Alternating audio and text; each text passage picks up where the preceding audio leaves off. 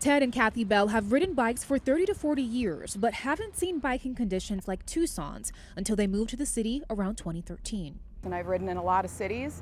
I've ridden on the streets for a long time. I never rode with cameras until I moved here to Tucson because the conditions did seem so frightening. They say they've had dozens of close calls.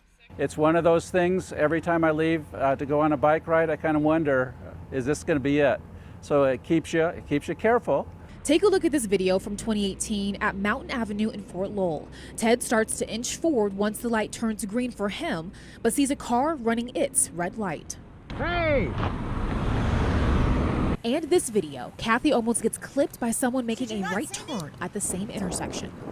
No turn signal. With their own experiences, Kathy contacted our newsroom, commenting on an accident that happened at Alvernon and Grant. When there's an accident or an incident that happens with a pedestrian or cyclist, oftentimes there's this victim blaming that happens, and I think that's unfortunate. I drive a car, I ride my bike a lot, and I am a pedestrian all throughout Tucson, and the latter two can be scary at times. I understand that every time I get on my bike, I potentially have taken my life in my hands. I choose to do that, but I also choose to try to ride smart and be aware of my surroundings. Seeing and experiencing several hits and near misses, they've also had fellow cyclists die from being hit by a car.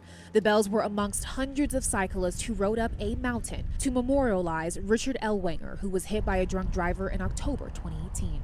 There's, obviously a great deal of sadness, but it's also remotivates us to try to get the word out to the city and county, but also to the media, so that they understand how to report this and make people aware.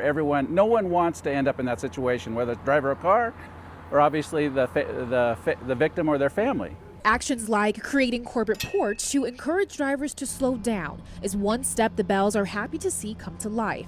But they say they know much more action can be done to save more lives in Tucson.